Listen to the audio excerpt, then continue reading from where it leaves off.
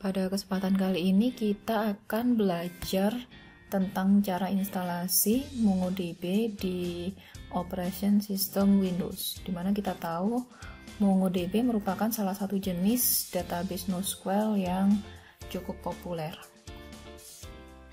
Oke, kita langsung saja. Untuk pertama kali yang perlu dilakukan adalah kita pergi ke halaman MongoDB, ya. Di link yang ada di sini, try download community, kemudian silakan pilih MongoDB community server. Kemudian silakan dipilih link download yang ada di sebelah sini. Untuk instalasinya silakan disesuaikan dengan platform operation system Anda, ya. Bisa dilihat di sini ada Mac, ada Linux dan Windows. Kemudian klik download. Oke, setelah klik download, kemudian jangan lupa juga dilakukan proses instalasi, ya. Untuk step by step proses instalasinya ada di job sheet yang sudah diberikan. Setelah itu, jika sudah dilakukan instalasi, maka nanti akan dapat dilihat untuk Kompas view-nya, ya. Di sini jadi nanti ada aplikasi MongoDB Kompas, ya. Jika ini instalasi sudah berhasil, maka akan muncul aplikasi seperti ini. Bisa langsung dibuka.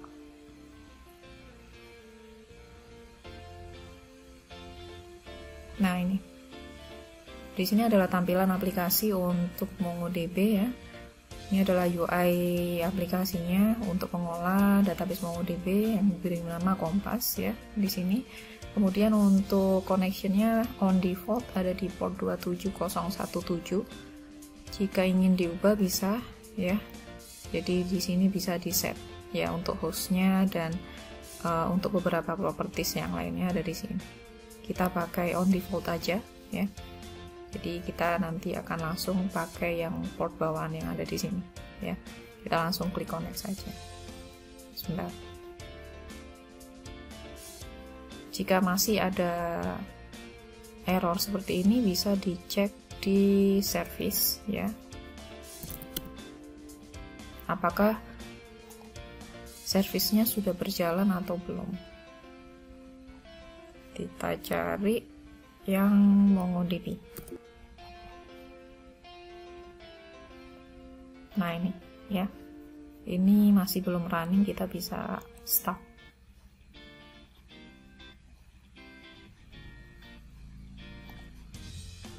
Nah, ini sudah dicoba untuk mengkoneksikan lagi. Jadi di sini kalau sudah bisa masuk ke tampilan yang ini berarti sudah berhasil connect, ya. Di sini ada tampilan host, clusternya, editionnya, kemudian ada tampilan database-nya dan yang lain-lainnya, ya. Jadi di aplikasi Kompas ini digunakan untuk mengolah database, khususnya database MongoDB, ya. Jadi di sini ada beberapa fiturnya, queries, database, dan kita bisa melihat untuk performance-nya juga, seperti itu. Kemudian untuk di job sheet selanjutnya akan ditunjukkan tata cara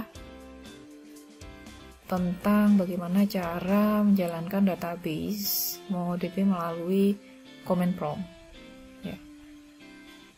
Nah, kita perlu men-setting terlebih dahulu untuk command prompt-nya, ya. Habis ini kita akan coba setting untuk service MongoDB biar bisa dijalankan di Windows kita, ya. Oke.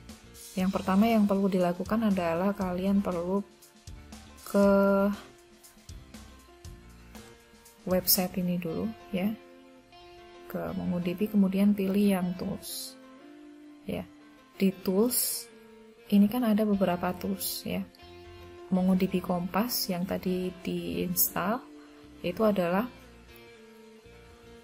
aplikasi yang digunakan yang berbasis UI, ya, untuk mengolah MongoDB-nya, untuk mengolah database-nya.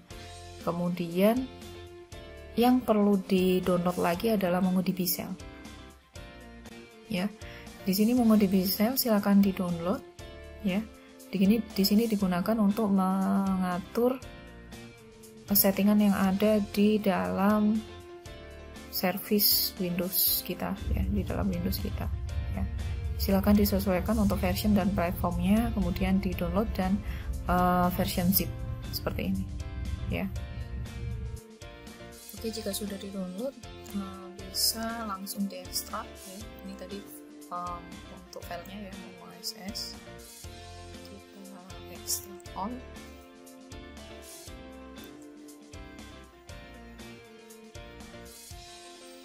Nah, jika sudah MongoSH ini silakan dikopikan ke folder bin yang ada di dalam MongoDB, teman-teman. Jadi kita cari di installation folder bin.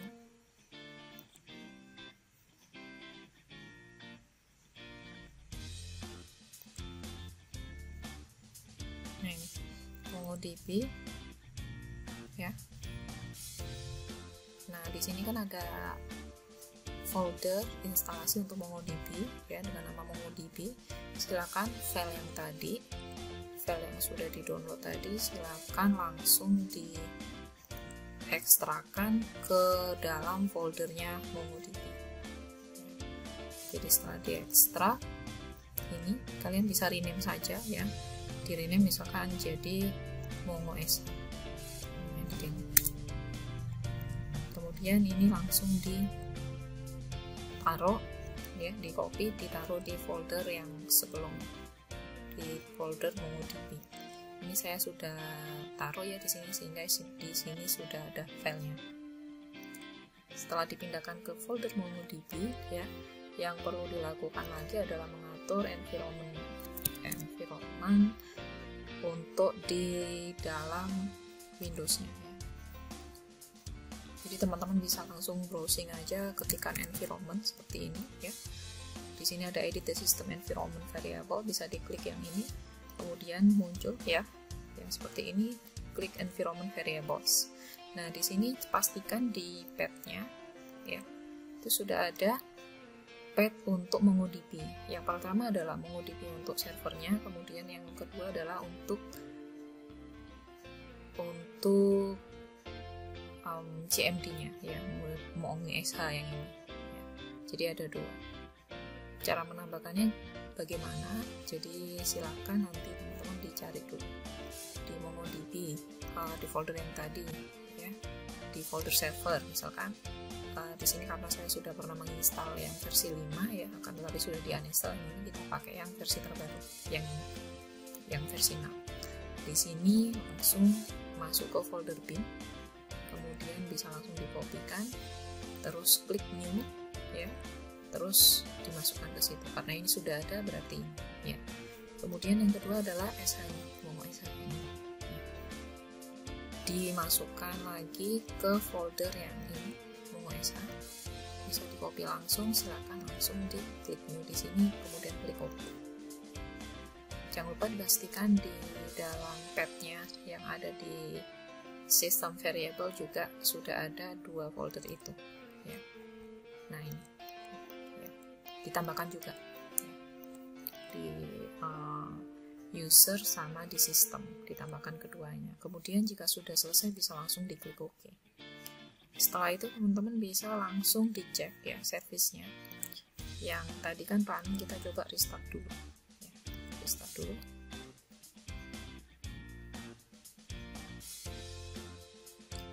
Oke, setelah di restart kita cobakan ini ya, untuk MongoSH-nya ya, kita masuk ke CMD, command prompt ya, run as administrator. Yes. Oke, saya kecilkan dulu tampilannya ya. Akhirnya kita masuk ke sini. Kemudian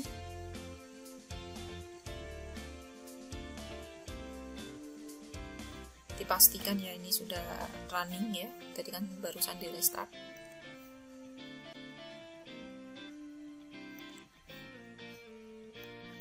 Oke, berikut tampilan dari CMD-nya kita bisa mulai menjalankan perintah MongoDB-nya. Kita ketikkan mongo sh. Nah, ini adalah status untuk menandakan servis MongoDB-nya sudah berjalan ya.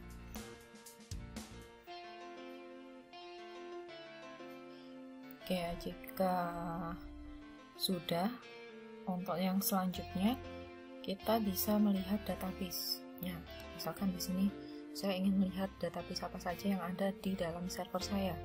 Kalau saya bandingkan dengan yang ada di Kompas ya, di view Kompas, kalian bisa ceknya di sini databases ya. Ada admin, config, dan lokal. Ini ada database bawaan dari MongoDB. Kita coba cek database-nya melalui cmd. Perintahnya kita menggunakan show yes ya, sama ada admin, config, lokal. Di sebelumnya juga ada admin, config, dan lokal ya. Kemudian misalkan kalau saya ingin membuat database ya, misalkan membuat database berarti kita langsung saja menggunakan perintah use ya, nama database-nya misalkan Polynom, enter. Ini berarti sudah ada. Kalian bisa cek ya. Kalau yang di sini kan tes ya, tulisannya masih tes database ya. Kemudian kalau saya sudah use Polynema, langsung otomatis di sini ada namanya Polynema ya. Kemudian kita bisa cek di tampilan di Kompasnya. Oke, bisa kita cek ya. Setelah tadi di create dengan menggunakan perintah use nama database, kemudian kita cek di sini kan apakah sudah terbentuk. Ternyata belum terbentuk ya database-nya, karena masih belum ada isinya, jadi di sini tidak tampak ya. Jadi kita create collection dulu atau create tabel yang ada di dalamnya database terlebih dahulu. Bagaimana cara meng-create collection? Kita bisa pakai perintah db create collection ya. Collection. Kemudian nama tabelnya apa? Misalkan nama tabelnya siswa. Oke, terus enter. Nah, ini berarti sudah ada. Sudah di-create ya. Statusnya 1. Oke, 1 berarti ini statusnya sudah berhasil di-create. Kita bisa cek di Kompas lagi ya. Kita refresh. Nah, ini sudah ada ya. Kalau kalian cek di klik nama database-nya sudah ada, siswa ya. Misalkan saya ingin menampilkan via source code atau via cmd, bagaimana caranya? Kita tinggal show ya, bukan show table tapi show collections. Jangan lupa pakai s di belakangnya seperti ini, enter. Karena masih ada satu ya, siswa. Misalkan saya ingin buat lagi db create. Nah, misalkan tadi c-nya besar ya, apakah ini sensitive case? Kita coba cek. Di sini ada dosen, misalkan seperti ini. Apakah dia mau dengan menggunakan C yang kecil seperti ini? Nggak bisa ya. Harus C-nya besar.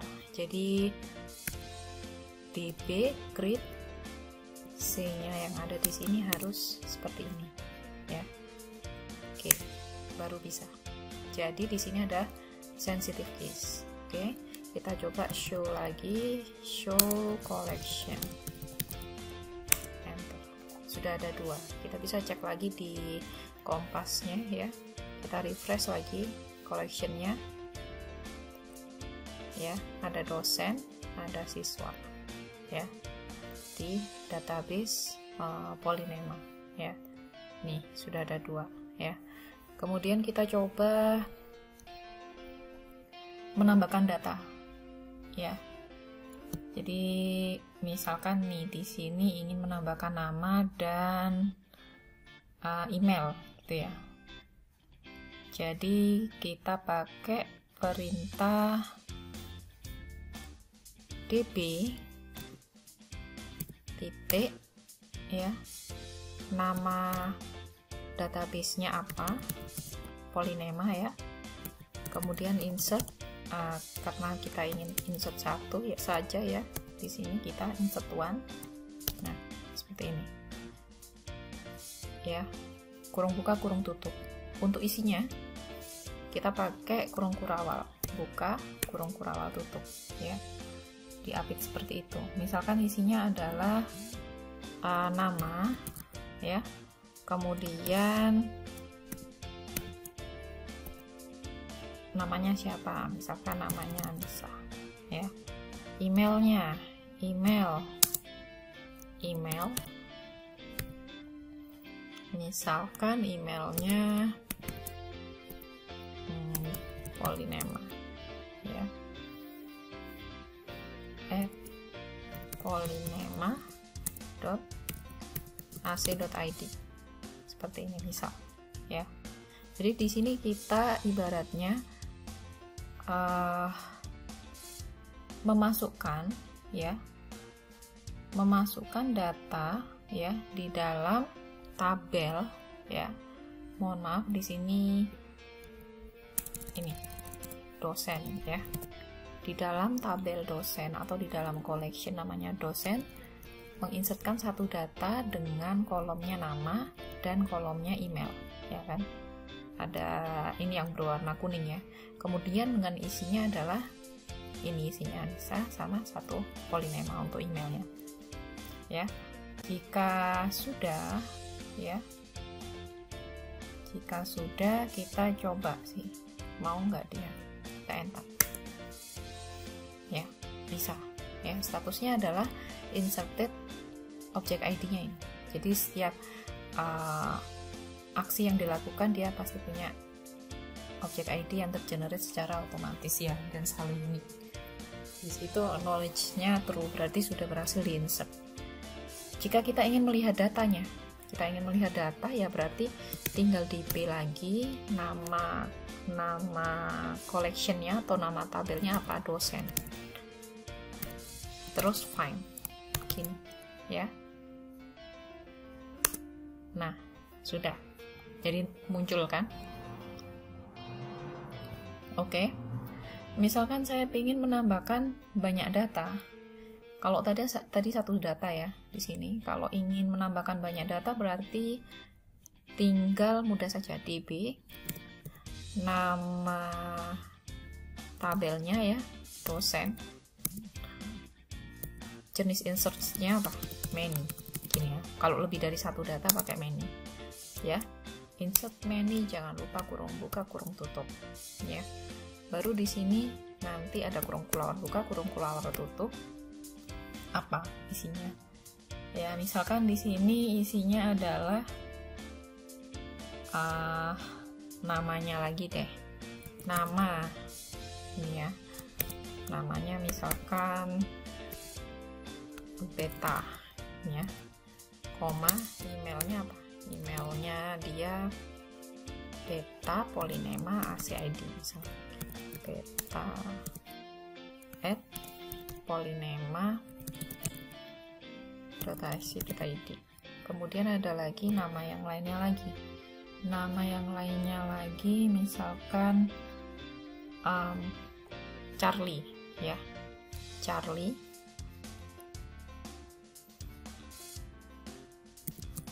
Nama lagi Charlie. Di sini jangan lupa diupdate seperti ini. Kemudian emailnya seperti ini lagi ya,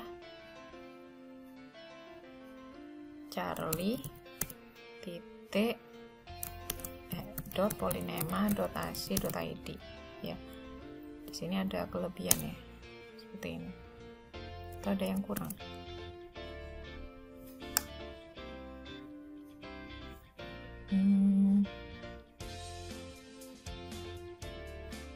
Sebentar, kita cek dulu ya. Ini sudah ada kurung buka kurung tutup, ini sudah. Nah ini teman-teman ada yang salah kan, nah ini ya, salah peletakan ya. Nah, ya kolomnya isinya ya, kuning kolom, hijau isi. Oke, enter. Kenapa ini? Kira-kira ada yang tahu nggak? Karena ini insert many ya, kalau tadi kan insert one kan kurung buka, kurung kurawal. Kalau insertnya lebih dari satu ya, dia harus diapit dengan array seperti ini ya. Baru nanti di sini juga diberi ya, kurung kurawal buka, kurung siku buka ya, kurung siku buka sama kurung siku tutup seperti ini. Oke, sama ini ya, setelah kurung siku buka, kurung siku tutup, jangan lupa dipisahkan ini ya. Di setiap data itu dibatasi dengan kurung kurawal ini ya, buka, kurung kurawal tutup ya. Kemudian dipisahkan dengan koma, kemudian kurung kurawal buka, kurung kurawal tutup lagi. Jangan lupa bagian luarnya diberi kurung siku buka ya. Nah ini ya. Oke, kita coba enter. Ini berarti sudah betul semua. Insert data ID-nya 0 dan 1, ada 2 yang di-insert ya. Sudah betul semua. Kita bisa cek ya. Kita pakai kalimat perintah db dosen find. Nah, ini datanya sudah terbentuk ya, sudah bisa dicek. Kemudian kita bisa lihat lagi di kompas di sini ya. Misalkan ingin lihat datanya mana, oh ini ada datanya semuanya. Untuk objek ID di-generate secara otomatis dari sistem di MongoDB-nya. Kemudian untuk isinya ya sesuai dengan isian yang ada create sebelumnya, seperti itu. Oke, sekian dulu untuk tutorial MongoDB-nya. Kita sampai select saja di sini, create database, select ya, dan insertion data ya. Untuk tutorial selanjutnya bisa dilanjutkan di video yang selanjutnya. Oke, terima kasih, sampai jumpa lagi.